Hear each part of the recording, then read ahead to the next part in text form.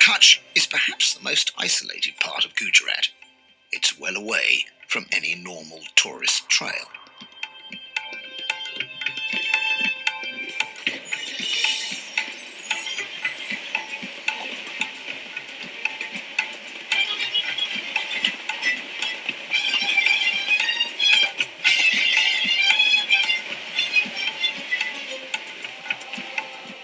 This is a sparse landscape. The grasslands are separated by salt plains and a desert which floods during the monsoon.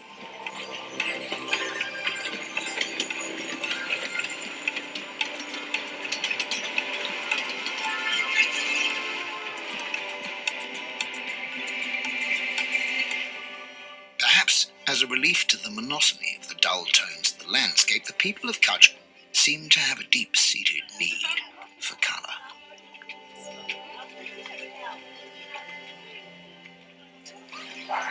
This central town of Bhuj has a bazaar at its heart that's filled with the materials to create decorative detail on animal trappings, on houses, and most importantly, on clothes.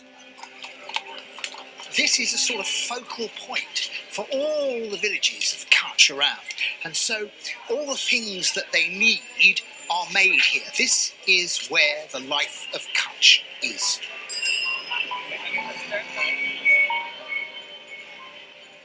But this is also the place to buy material for whatever local people need to make for themselves, whether it's individual fabrics or bits of thread, whether it's cotton, wool, beads, jewellery, or simple black cloth. People don't come to buy finished items of clothing, they come for the materials to create their own clothes, clothes that will declare who they are and the community they come from. So, in other words, if a Rabari woman goes by, you can tell from the nature of her shawl. Yeah, from the nature of her shawl. Yes. From her blouse. Yes. We can You identify. can tell her status within her community. Yes. Yeah. Yeah. And the people we see coming in will be from different communities and groups. This man coming down here with the white. He's Kutchi Rabari. He is a Kutchi Rabari. Yeah. And he's wearing a completely white outfit and a white turban. Yes. That identifies him as coming from a Rabari group. Yeah. Now, here are two ladies coming by just behind us, and they are... Ideas. You know they're ideas because of their choli. Choli being the blouse. Yeah. So the shape of the blouse is as important as the idea of which colour shawl they may be wearing. Now, here are two ladies coming through who are dressed totally in black. This is a very important... They are Rabaris. These are Rabari. Now, these two ladies, they're wearing... Two, yes. the right ones, they are Rabari, and the left one, Ahir. Which is great. So they are actually going shopping together. Yeah. But it's a good game. Good game. Good game. The game that you play when you were children? Did you?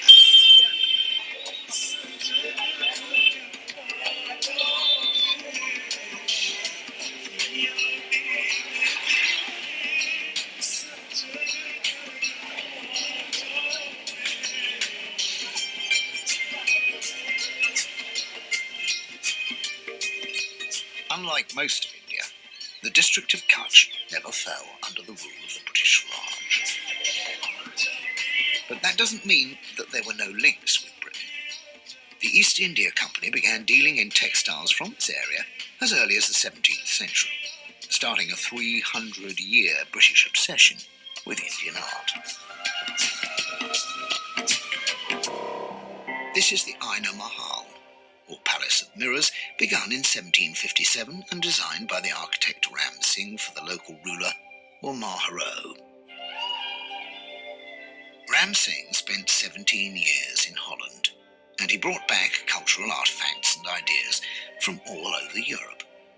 Delft-tiled floors, Venetian-inspired glass. But he wanted to build a palace fit for a Mughal. This was no slavish copy of European ways. The imports were meant to complement the art of India. here's a corner which is like a conversation between different cultures, because this is a mirror that was made by Ramsey, by the factory they established. And they used the sand from the sea to make these mirrors in the Dutch style. But here we've got a Mughal-influenced painting of the Mahara who was a little bit later than the palace was built. But beneath that, here, is a work by Hogarth. And here's the best of British culture, the Rake's Progress. But the palace also promises to deliver a work of art directly related to the embroidery that I saw at Hardwick Hall in Derbyshire. It's another floorcloth, 40 foot long this time, with silk stitched onto cotton and dating from the early 19th century. Okay, I'm getting out of the way. I don't want to walk on the floorcloth. Now, this is like a fantasy for anybody who's ever been involved in buying or looking at textiles, because I've seen carpets unrolled, massive carpets, but never anything of this dimension. Wow. Now, what you have to remember before you even start is this is not a woven pattern. This has not been set up by a machine, so the pattern repeats. This is each individual piece of embroidery done separately by hand to make this gigantic floorcloth.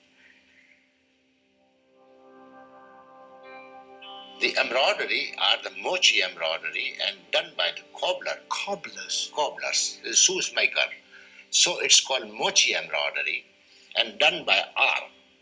The cobblers, they have a stitch like this with the...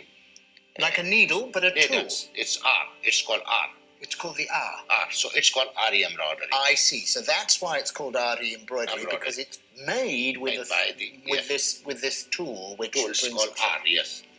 And what is wonderful, and I think makes it so beautiful, is that we're talking about a very limited range of colours. Blue, light blue, dark blue, dark red, pink and green. And it's not like a crazy palette. It's actually very simple complementary colours which are repeated and used throughout this. And you can see the same colours in the dado rails, so that it was just cloth and textile everywhere. And as a piece of pattern, it's overpoweringly beautiful, I think. There's a sort of voice in it, a human voice in it throughout. And this textile here, this design was something that the British, when they came to India, gobbled up during the 18th century, and it became the foundation of our understanding of textile design. If you look at a William Morris design or a Sanderson design, this is the design that they take and they reinterpret into British ways. But its origin is here in this incredible Mughal beauty. Are there craftsmen today in Kutch? After the independence, it was continued, Aari embroidery, but only 10, 15 years. And then now, no craftsmen. Now nobody's doing this type of work. If they are making, it's become very, very costly, and there are no market in the costly to buy. So they already turned their business. Now they're making shoes. The same, they accept all business.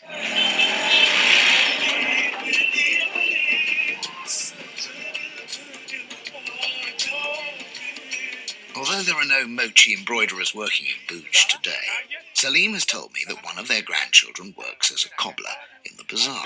Good. Okay. I've come to see you because I'm told that you are a Mochi. Mochi. Yes. Shoemaker.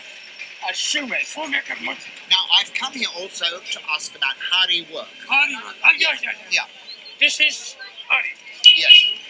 You see? Yes. This is Aari. This Aari made my father 45 years ago. But also, at one point, Yeah. Mochi made embroidery.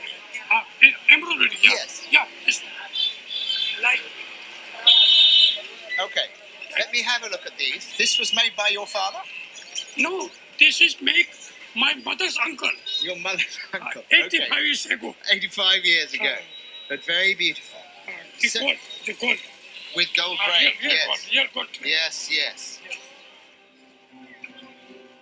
The use of such a crude needle for this embroidery meant that it would have taken 30 people over 5 years of painstaking work to complete this floorcloth.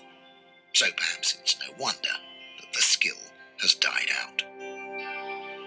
But actually, traditional needlework does survive around here in more rural areas.